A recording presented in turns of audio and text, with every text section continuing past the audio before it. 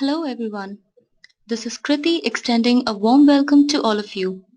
I'm a marketing executive at Upside Learning and your host for the webinar today. Thank you for taking the time to attend our webinar, LMS for SMBs, 9 benefits, 9 considerations, 9 buying tips. Before we get started, I would like to let you know that you will be receiving the recording of this webinar later through email. Feel free to ask any questions anytime using the chat facility. Now, for a quick introduction about Upside LMS. Upside LMS is a best values SaaS learning management system. Its comprehensive feature set brings organizations additional advantages of speed, scalability, innovation, lower TCO, and higher ROI while helping them manage their learning or training programs easily and cost-effectively. Upside LMS is trusted by over 90 organizations and 750,000 learners across the globe and backed by over 20 industry awards and recognitions won over a span of 12 years. These are some of our clients benefiting from Upside LMS. Moving on to the webinar, I will now invite Amit and Pranjali to introduce themselves and begin the webinar. Amit and Pranjali, over to you. Thank you, Kriti. Hi everyone, I'm Pranjali. I head the marketing function at Upside Learning. I have over 9 years of work experience in marketing and corporate communications. Advertising, typography, inbound marketing are some of the things that I'm deeply influenced with. With that said, I'll let Amit introduce himself. Amit? Thank you, Kriti. Thank you, Pranjali. Hello, everyone. Good morning. Thank you for joining us today. My name is Amit Gautam, and I look at Upside LMS as a complete function at Upside in terms of its development, installations, implementation, and support globally. In terms of my background and experience, I've now been in e-learning for about 16 years and been managing multiple LMS systems all throughout those last 16 years. And I'll just kind of hand it back to Pranjali for the agenda and the next part of our webinar today. And thank you for joining us today. All right then, let's get started. I'm going to quickly pull up a slide with today's agenda so you know what all we'll be covering. So first up, we're going to be looking at learning management system and of how it fits within small and medium business today. Before moving on to taking a quick overview of the real requirements of a learning management system from small and medium businesses, and then to some 9 top benefits that SMBs can expect from the learning management system. And finally, to the crux of it all, the 9 key things to keep in mind for selecting an LMS. And yes, of course, some buying tips that you will have to keep in mind for making the perfect LMS purchase. And as promised, we're going to have not just 1 but 2 free takeaways for you, but that's later. I'd also like to mention quickly that we'd like this webinar to be more like a discussion. So Amit and I would be sharing some experiences and views as we go along. We'd also like you to be a part of this discussion. So do participate in the polls that we have lined up for you. Share your comments, views, or any questions that you may have in chat. All right then, first up, LMS and SMBs. I'm going to quickly take you back to the early 2000s when LMSs were not at all prevalent in organizations, leave alone small and medium businesses. So what SMBs really did back then was do most of their trainings through classroom sessions, which was then supported with on-the-job training, which was done as and when required, while the entire tracking, recording, and reporting of the training activity was done manually using spreadsheets. I know it may sound archaic as we speak now, but back then, manual administration of training was perhaps the only way for SMBs to do their training, given that they had limited budgets and resources, the large implementation cycle of an LMS, and of course the lack of an internal IT team. Amit, you've been in the e-learning industry for the past 16 years, and I'm sure you've seen the scenario. So what do you think has fueled this adoption of LMS and SMBs now? There's a number of factors involved in the last few years, right from the adoption of internet itself, the cost of doing business in terms of the resources available today for SMBs and any company so far. I think more than that, the driving factor has been the the need of a company to be always, at the edge.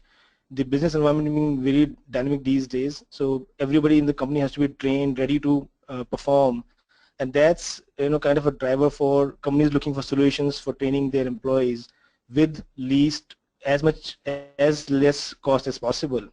And LMS is really fit into that domain pretty nicely because one, it allows you to do all of these at very low cost.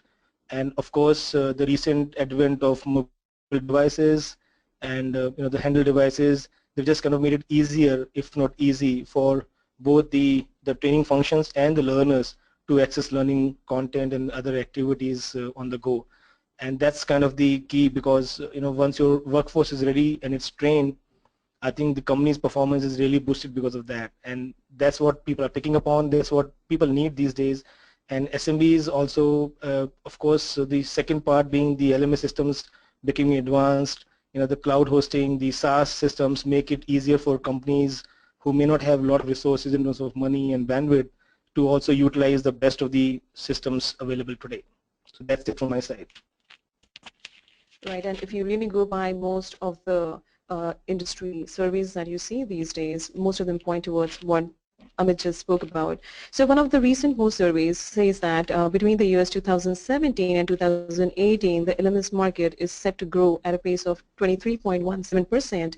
And in terms of revenue, this is going to go from 2.65 billion, which was in 2013, to about 7.8 billion in 2018, with an annual growth rate of 25.2%, which really is massive if you go by how it's supposed to be. Right then, we need to also understand what an SMB really needs in its learning management system. So there are a couple of things which it does, but before that, we are just going to launch into the first poll for you, because we need to understand what is it that you need the most in your LMS. Is it the ability to implement fast with a quick go live? Is it 24/7 technical support? Is it the ability to manage ILT and e-learning, or is it all of the above?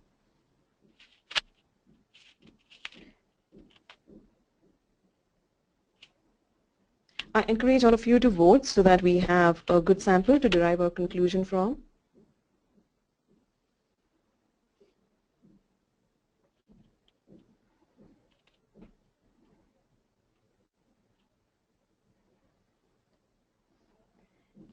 We're going to run the poll for just a bit longer. I can see people voting. I will wait just a bit more.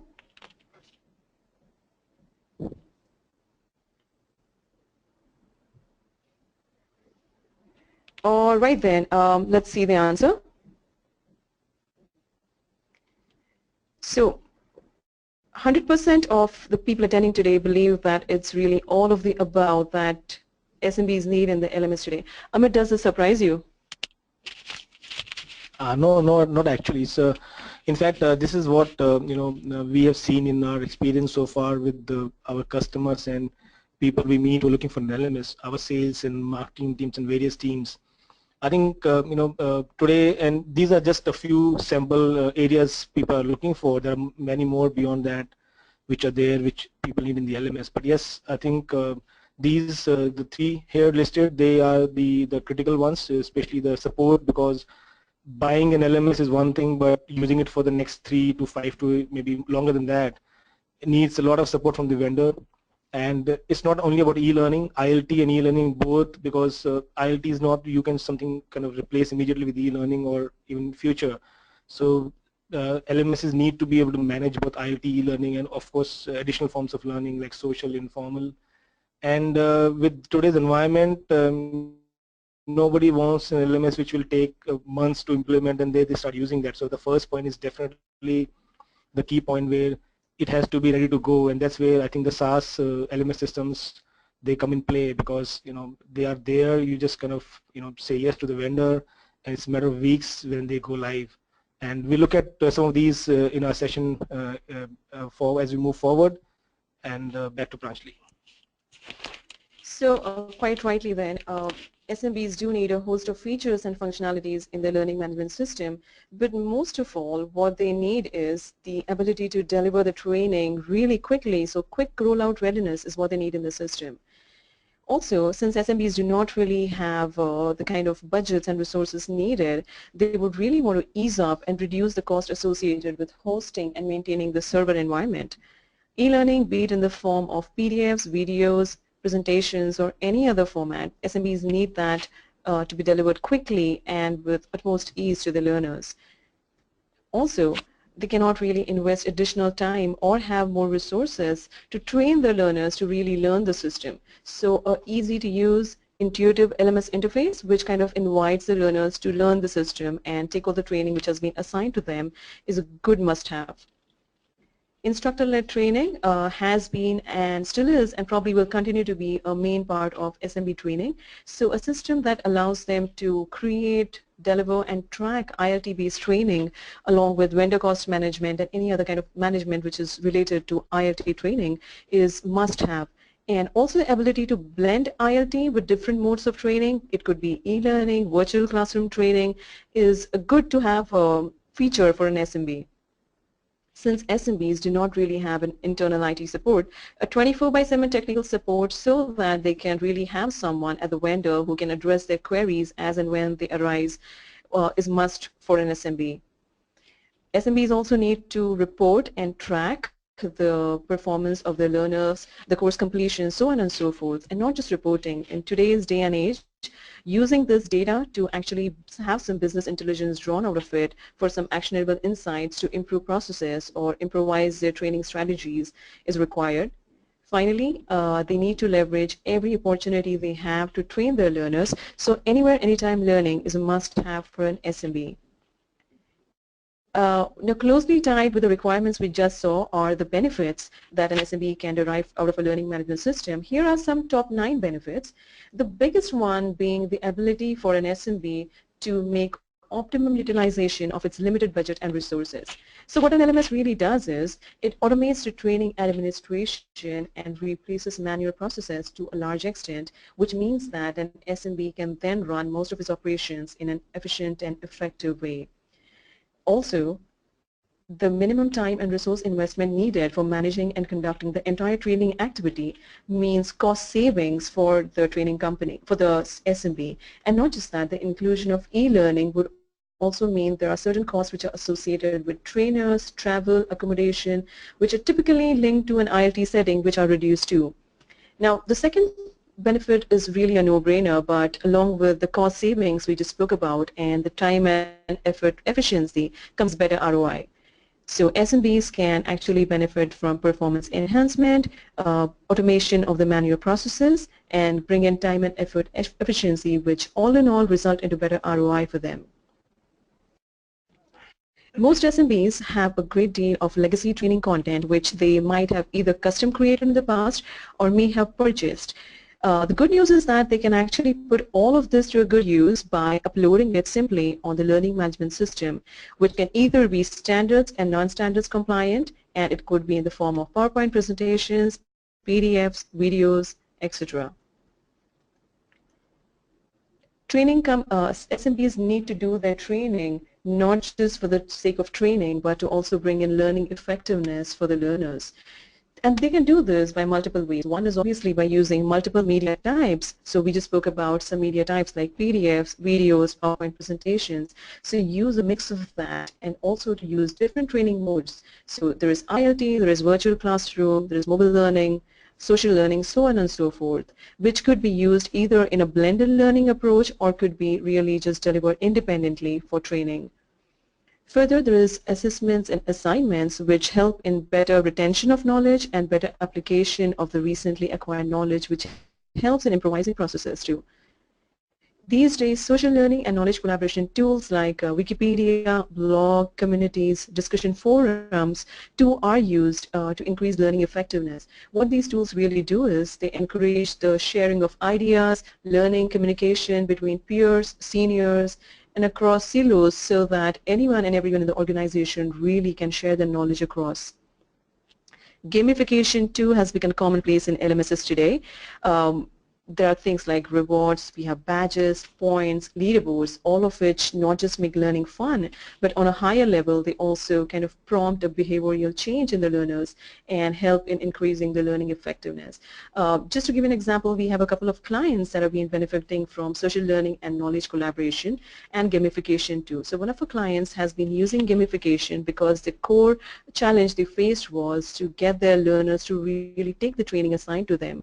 Gamification has been helping them to a large extent by actually encouraging learners to take the training, and not just that, to also go a step beyond by increasing the learner engagement. For the longest time, IoT has been, still is, and as I said, will probably continue to be a major part of the training for small and medium businesses. But IoT, however important it is for certain subjects, is also susceptible to certain human errors and inconsistency. So the quality of training as such for an IoT session is dependent on the knowledge of the instructor, the classroom setup, and other factors. However, LMS, with its ability to actually use different modes of training which can be blended together or delivered independently, ensures that the training is not just holistic but also standard and consistent across. Also, with the LMS's ability to actually record an entire history of a learner, the SMB can have a clear and complete view to the learner's present and future training requirements. So any gaps in competencies that the SMB may find can be addressed by allocating the necessary training then. The next benefit is to extend the training deliverability. These days, almost all SMBs have a good amount of mobile workforce, which is always on the go. So let's say for a small pharma company, you're looking at the medical representatives. For an insurance company, you're looking at the insurance agents that are always on the go. An LMS, with its simplest need of having internet connection, allows an SMB to reach out to this mobile workforce so that they can have access to training just in time of need and also can act as performance support.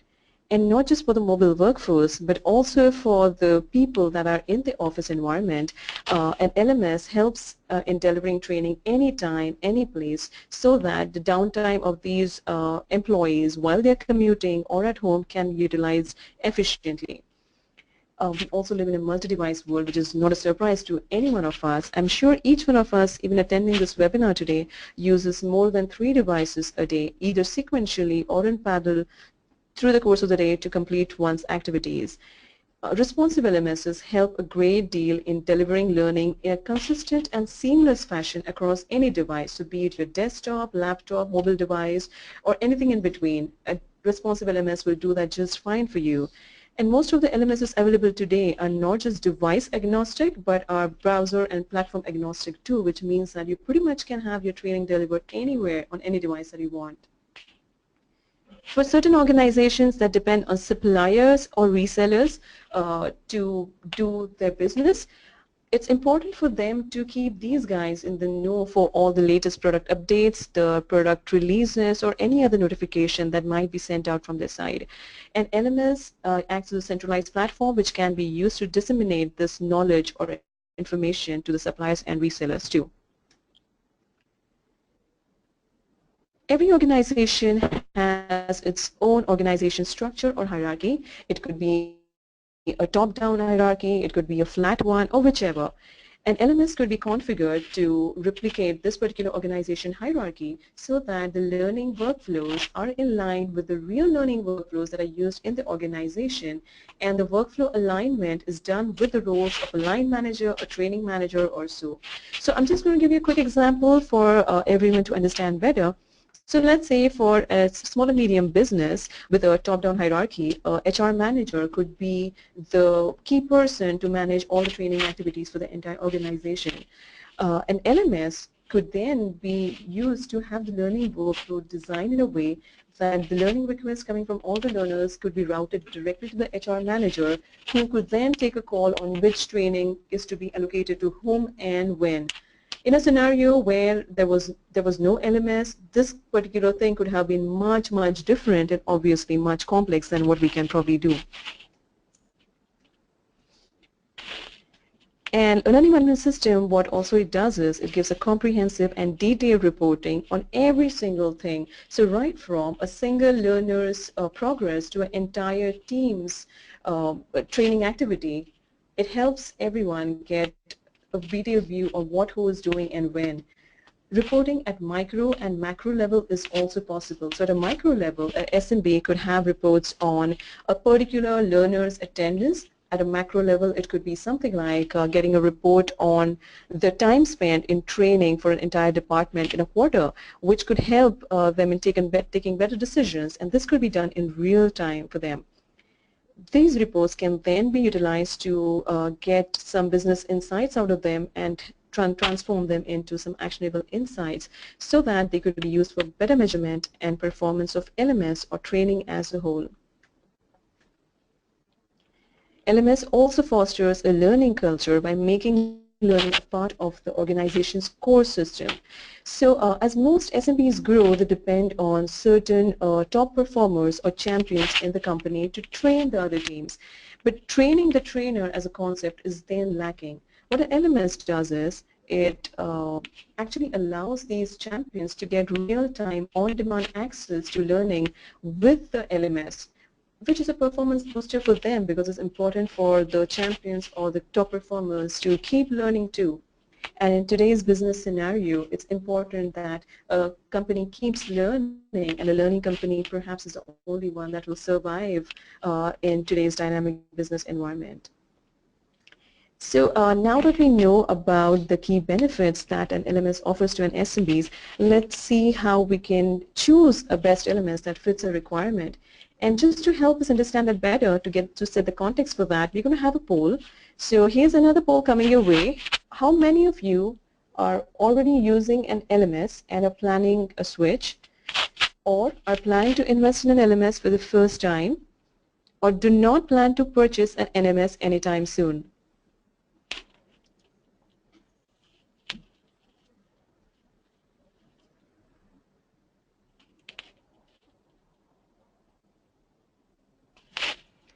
Okay, I can see people voting. We could just wait a bit longer.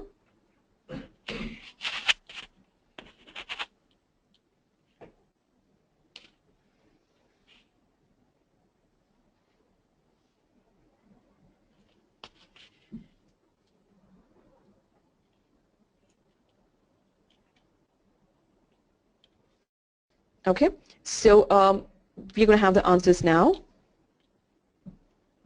25% of you are already using an LMS and are planning a switch.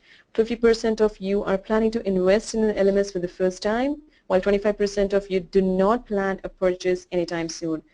Well, quite frankly, even if you're in either of these brackets, the next two sections are going to be super crucial for you because we're going to talk about how to make the perfect LMS purchase and some buying tips.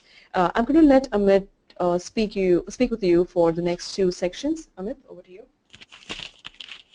Thank you, Pranjali. And in fact, happy to see the results of the poll, and it's good to see a majority of our audience today is either looking to buy a new LMS or switching to a different LMS. And that's the kind of audience we were hoping for today. And the next two sections I'll be covering, I hope we are able to provide some information based on our experience so far in terms of how to go about selecting the right LMS for your organization. And we have in the end a few tips purely from our experience with working with our customers and prospects in terms of what to do, not to do when buying, and also some tips on how to prepare for post implementation success for the LMS, because that's important too. So I'll be taking this in two sections. First, I will be covering 9 key considerations for selecting an LMS, and then after that we'll look at the buying tips.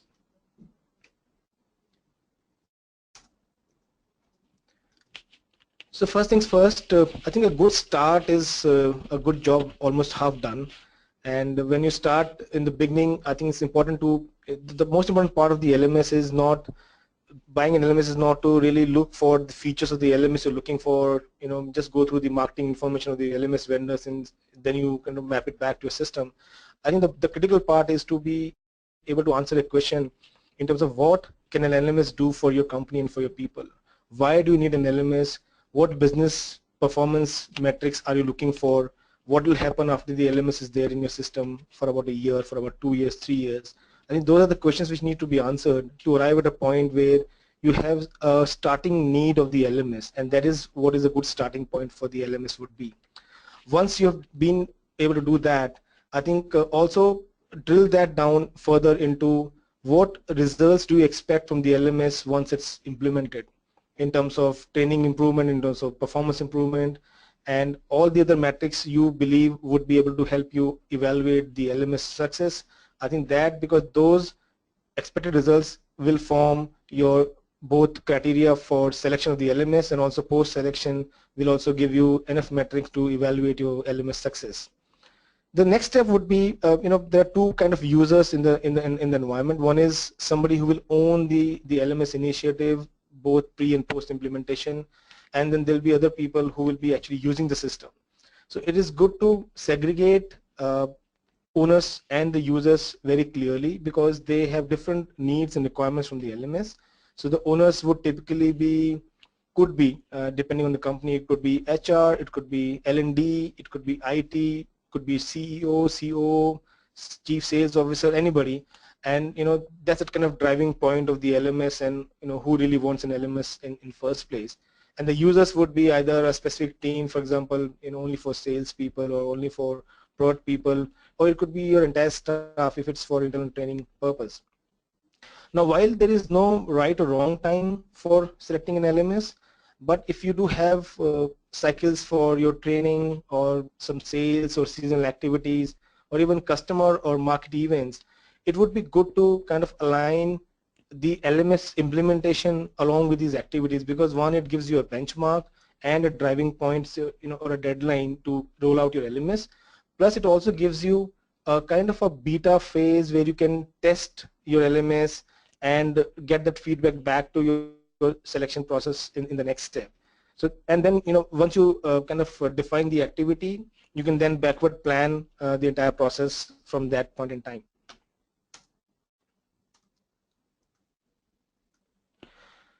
What we have seen in our last 10 years of selling LMS is LMS's purchase and selection is a multi-stakeholder process.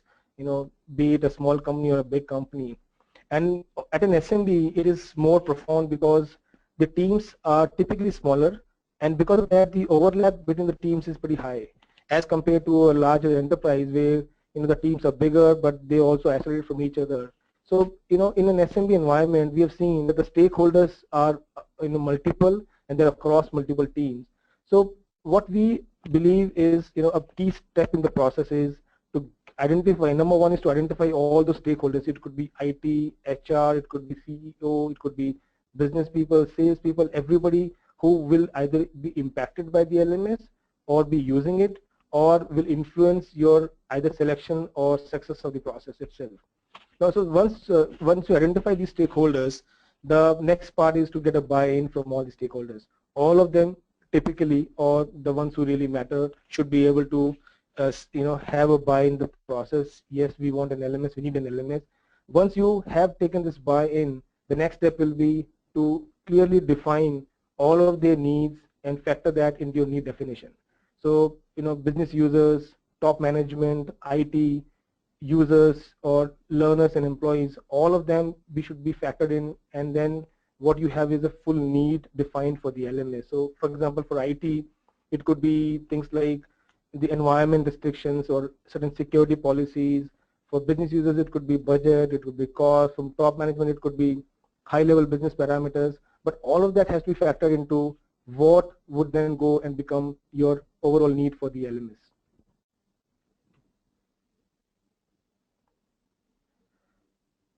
Now, subject to the scale of your operations, and your purchase policies, you may not have an RFP process in place. But irrespective of that being in place or not being there, what you definitely need to do is list clearly in detail and very elaborately all the requirements you need in the LMS. And these requirements are not just features or some functionalities in the system, but they have to include business requirements, usability requirements, even things like if let's say you have multiple locations, some of them do not have the fastest internet connection, how do you deal with that? All of that along with your IT policies, access restrictions, in your company Flash may not be allowed, plugins may not be allowed, something else may be happening.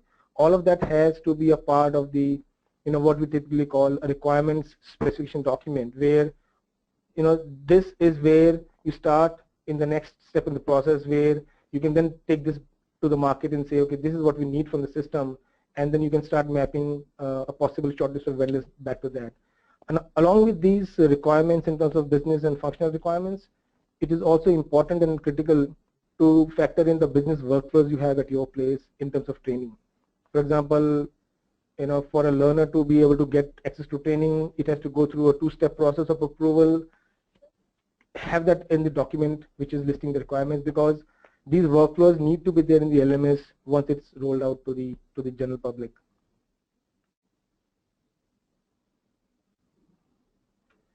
So what we have done so far is kind of, and which is the most important part of the process is getting our need clearly kind of defined, documented, and that is where we start looking at the market and say, okay, this is what we need. Now let us see who can address that with a reasonable cost which we have defined for us.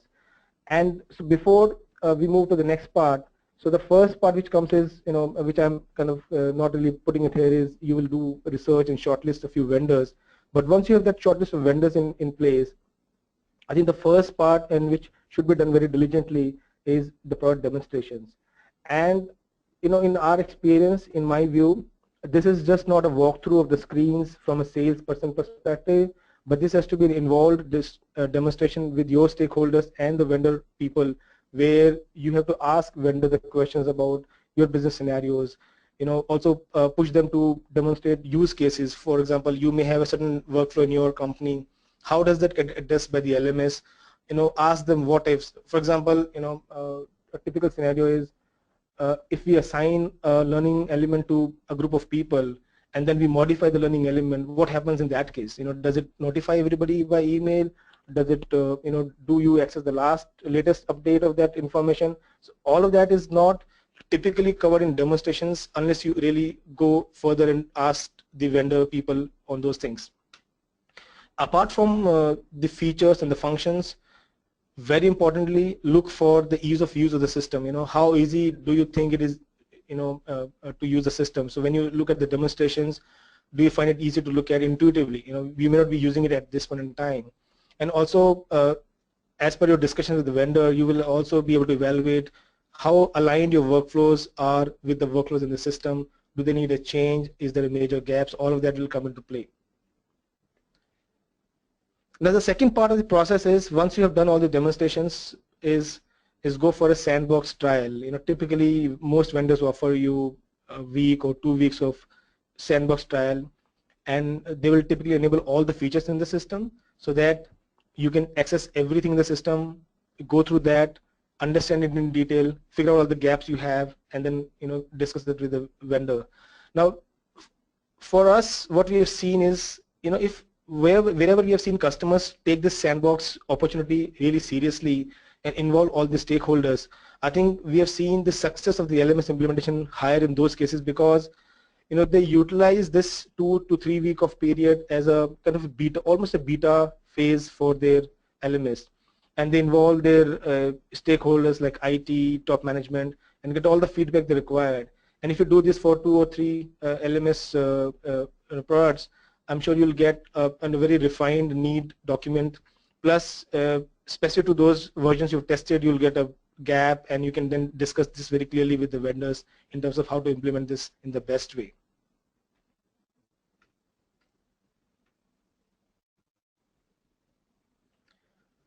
Once you have kind of reached a point where you have a few vendors you've shortlisted, you've gone through the demonstrations, you've done the sandbox trial, you overall know what each LMS is offering and what not offering, what the gaps are. I think the most critical part beyond that is in terms of how does it all fit into an IT environment. Now, so there are 3 factors there. One is the hosting part of the system, one is the IT part of the system, and one is the support part of the system. So there are 2 choices which typically customers have these days, or you will have these days, is is, are you hosting it yourself, or will you be having your vendor host it on cloud or on their servers? That is one.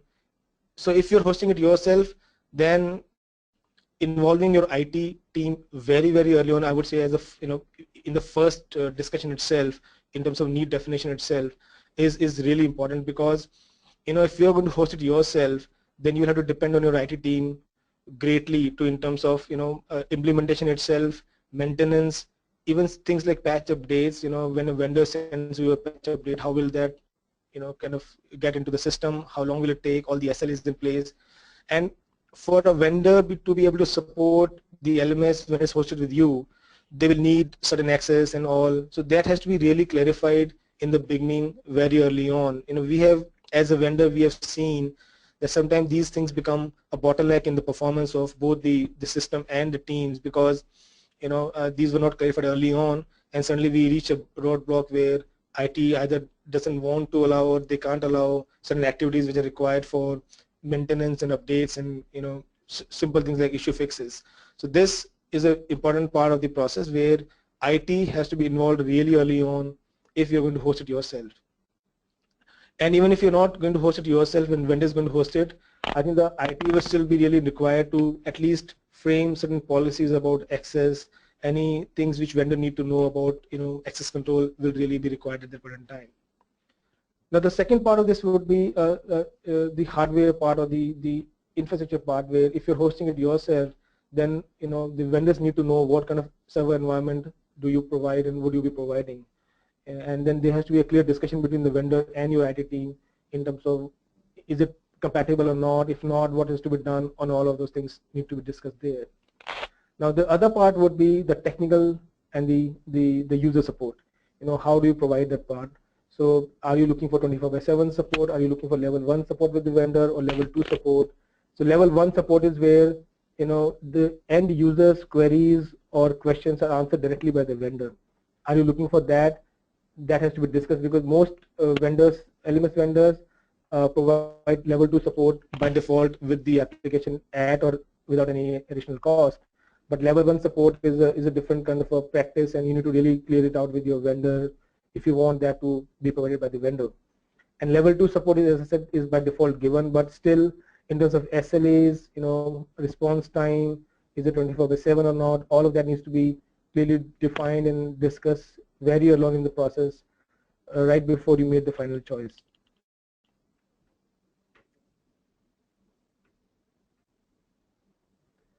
Now, apart from being able to find the right LMS in terms of what it offers to you, how does it help your business and performance, and in terms of training activities, I think even at a small company, there is a rare chance that LMS will be the only system working in place at that organization. It will typically be working with at least one or two more systems, and in most cases we have seen so far, most companies have some form of an HRMS system already in place. If it's a little larger company, they may have something like an SAP or a cloud version of SAP or People Software. There's so many systems available in the market today. It may be even a custom-built system or something you built on your own in the last few years. But the LMS typically, in most cases we have seen, does need to work with at least one more system. And the reason for this is that once you already have a system in place for your user management, for your learner management, employee management, payroll management, you don't want one more system to be able to duplicate that effort of record entry, record maintenance and all. What you want is LMS to quickly work with the system, pull all the information required for its usage, and that's it.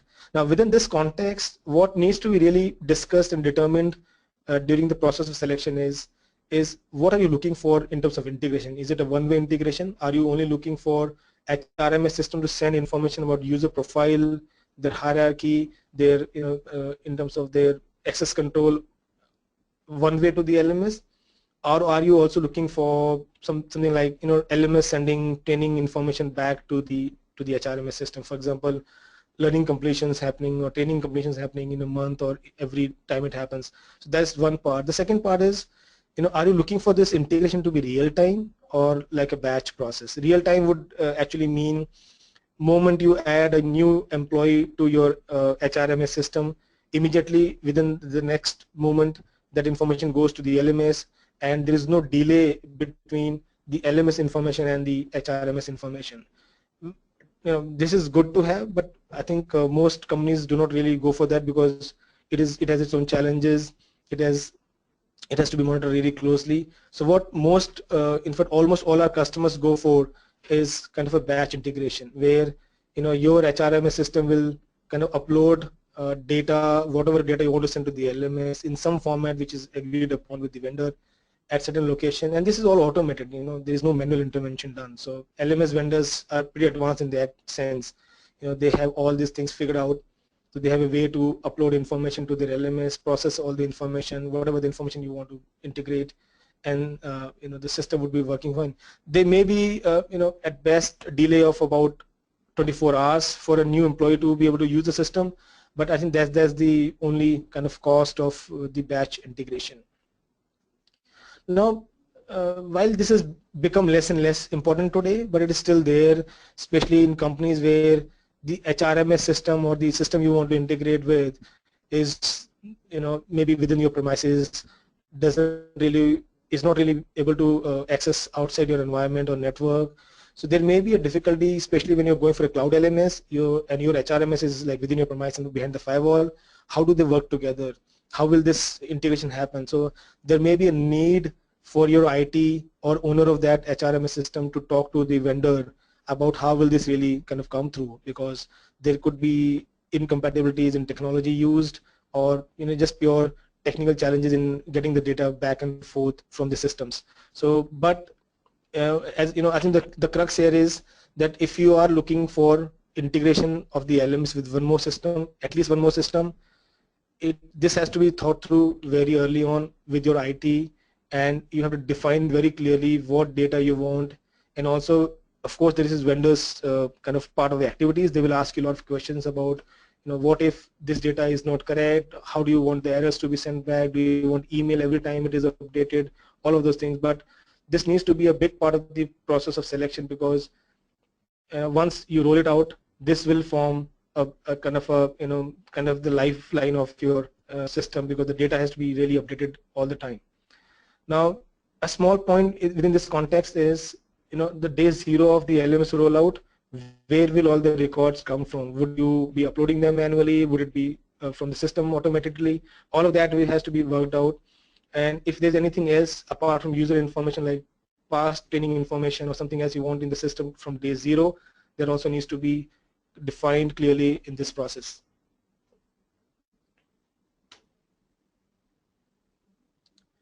So, so far what we have looked at is kind of able to find the right LMS which is fit for your business requirements, for your user requirements, for your training activities requirements. But all of this, you have to be able to measure that. Did it really succeed for you? And you also need data and reports on a very frequent basis to be able to understand what is really happening, either to just report, could be for compliance. You're running a training on some compliance training every 6 months. You want to send the report back to either government agencies or something else. So you need basic reports all the time. But I think during the process of selection, it is also important that you kind of list all your required reports, their format. Are you looking for a data dump? Are you looking for filtered reports, or whatever you're looking for?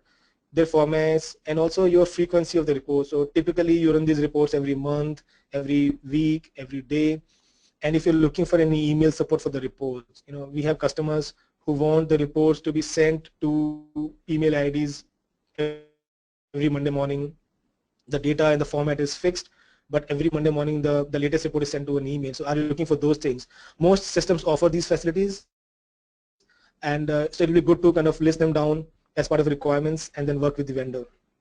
Especially while it is not really common for SMBs, but sometimes some reports might kind of end up becoming pretty large in terms of size. Let's say you have thousands of employees and you have thousands of records of content. A single report could run in millions of records. We have cases like that, and so it might be good to discuss those with your vendor. While the vendor should be able to suggest solutions for that, they may need separate treatment either at server level, or some other thing may need to be done. But before it becomes a problem when you really are using it, it will be good to discuss that before you implement the LMS. And yes, I assume this is case with most of the companies. You know, most companies need the reports not to be just with the administrator or a training manager, but they want the teams to be able to run their own reports. So a team manager can report for their own teams, a department head can run report for their department. So what they want is they're looking for a reporting system which is working well with their hierarchy and the structure of the organization, and whatever filters and access control you would need. So the idea is that this all has to go back to the requirement specifications document with all these details clearly listed out.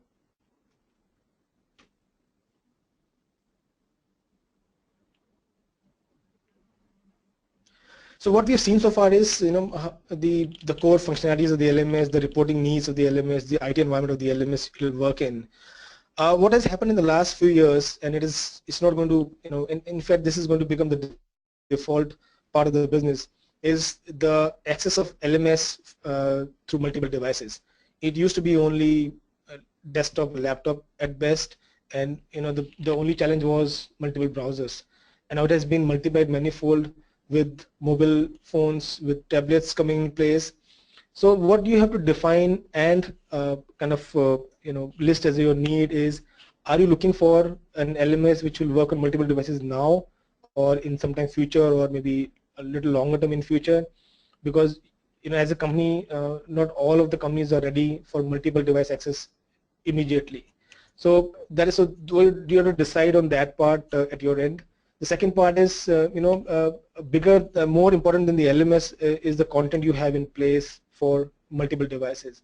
So where, like for example, our LMS, it is multiple device ready. It works on most of the mobile phones and tablets and smoothly. But it is the content which becomes a challenge, because content was maybe old. It is not designed for mobile phones. It is made in Flash, which is not supported by mobile phones. So there may be a problem with the content not ready for the same environment as the LMS. So before you go and discuss multiple device and responsive systems with the vendor, please do have a look at the content you will be putting on the system, and if is that ready, because some LMS vendors may not be able to look at that content, and it may not really be in their purview of discussions, so they may skip that part. But for you, it is important to understand that the content has to be also ready for the same environment as the LMS. And if you do have a multiple device requirement for accessing LMS, you know, during your sandbox or whenever you want to do a beta rollout or a pilot rollout, do focus on getting that sample of devices to use LMS in that phase to get the maximum and the better feedback for the system usage. And while there is no guarantee what future will kind of bring to us, but you know, do talk to your vendors about how they have handled in the last few years the change in technology, how quick they are to adapting new technologies. You know, for example, if today most LMSs are already offering responsive LMS and multi-device LMSs, that's kind of a key to look at those vendors, because they are already in line with the technology changes. So this is more for how you look at the vendor. So look at vendors who are technically strong and they understand that the things will keep changing and they will have to keep adapting to that.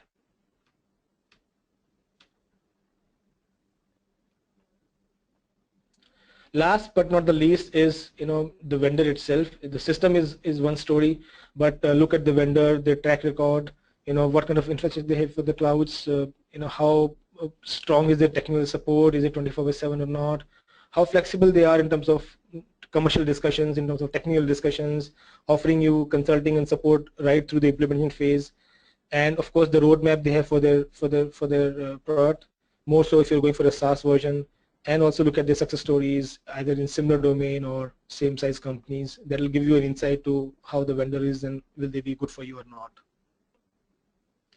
Now the next part, I'll be kind of quickly covering some buying tips. So what we have seen so far is how to go about selecting the right LMS, and these tips are kind of, you know, small snippets of experience we have had so far from our customers, and they relate to the process of selection, but just kind of we thought of summarizing them just for a quick view. So one is, the first one being the budget for the LMS, and I think what happens is, what we've seen so far is that most customers, you know, they try to look for the LMS and they start looking at LMSs, and then they define their budget as per that. Now the problem with that is that the range of prices which LMSs offer these days is pretty high. So you will find an LMS, same user base offering $1,000, somebody offering $10,000. So it might become difficult for you to define what is good for you at that point in time.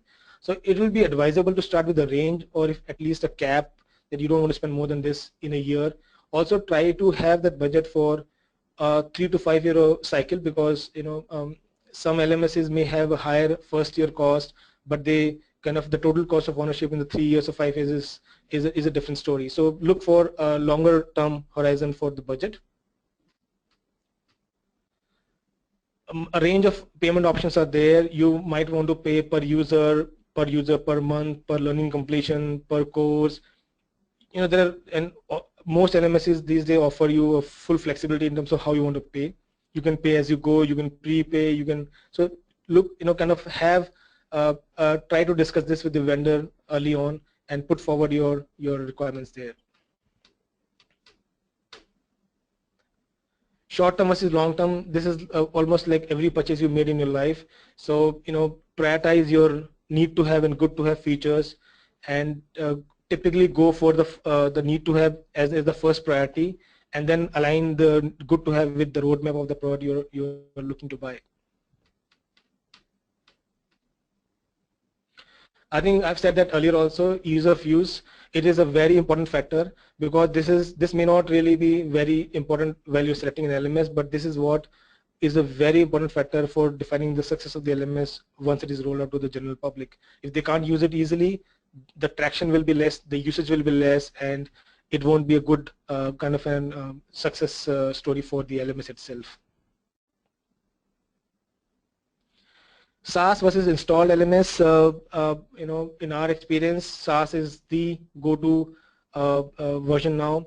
It is low on cost, it is easy to implement, quick to implement. Plus, I think the best benefit you can get as an SMB from a SaaS LMS is that you get to gain from the best practices all around the world at no cost at all. So the new versions you will receive at zero cost will have learned from all other customers in the marketplace.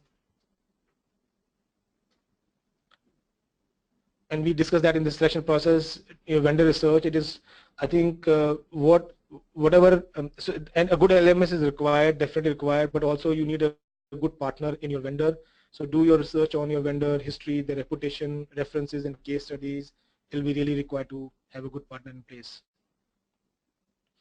If in some case you're not going for a SaaS LMS and you want to customize the system to your requirements, try to reduce them to a bare minimum or required ones, or avoid them altogether, because once you start customizing a system, it'll kind of fall off the roadmap of the vendor. You may not really be able to gain benefits of their roadmap as they move their versions. Integrations we talked about. I think the key here is to involve IT team very, very early on, because this sometimes becomes a point of conflict and a point of bottleneck in the process. And I think the last and the important part is to plan for the success while you're selecting the LMS, is keep thinking about how will you market your LMS initiative internally, how do you plan to train the administrators and the team managers, and have your help desk ready from day zero, because what you want is a good experience of the learners from day zero. If they're able to use it well and they have a good and happy feedback, LMS will not just grow, it will also be a very kind of a useful tool for a business to increase performance on. And I'll just kind of give it back to Pranjali for the closure of the webinar. Thank you for listening to me. That's right, we are at the close of the webinar, but not before we share the free takeaways with you as promised. First one we're going to share with you is a bit.ly link for an infographic which speaks about the key considerations and the buying tips. We'll be also sharing this bit.ly link in the chat, so do look out for that. You can type this in your browser and you'll have an infographic open up for you. You might want to quickly confirm if you're able to receive this. We do have one chat question which we'd like to pick up. I think we have a question about embedding MS Office files within the LMS. And so, yes, MS Office files, they run on web, so you can embed a Word document or a PowerPoint file or Excel file in the LMS. Most LMS will give you a kind of a area for documents upload or resources upload, and you can utilize that part. Though it is advisable, if it is not an interactive thing, to upload it as in a PDF, just to be, you know, kind of on the safe side, in case the user system does not have an MS Office environment. But yes, it is easy and possible to embed MS Office files in the LMS as a learning element. Do you have any more questions there?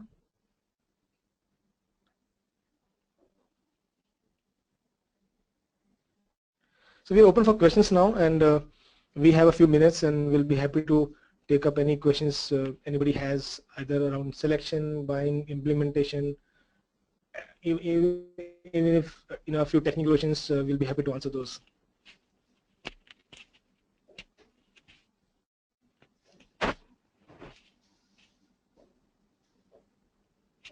I think we have a question around the time it takes to kind of select and implement an LMS. So while there is, I mean, yeah, it's a good question, but while there's no real kind of defined time frame, it is a factor of both the customer and the vendor in terms of the overall process of selection. But I think in my experience, it'll be good to plan for at least 3 to 4 weeks of time for the implementation itself, because the selection process, it might just take longer depending on your purchase and other cycles. But implementation, and when I say implementation, I'm also counting in on the step of a kind of a pilot rollout, a beta rollout. So yes, if you are looking at those kind of steps, 3 to 4 weeks is the bare minimum you will need to budget for that.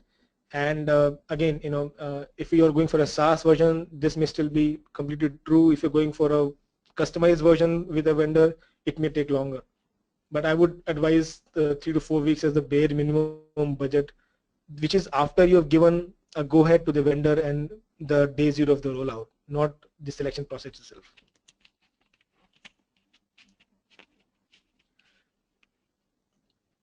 So I think we are at the close of the webinar, and we have no more questions. From our side, we like to thank you everyone for listening to us, and we hope it has been a good session for you. We have shared a few takeaways which are there, and we'll also be having a recording of the webinar available on our website shortly, and you'll receive an email once it is done. Again, thank you everyone for being there with us today, and all of you have a great day.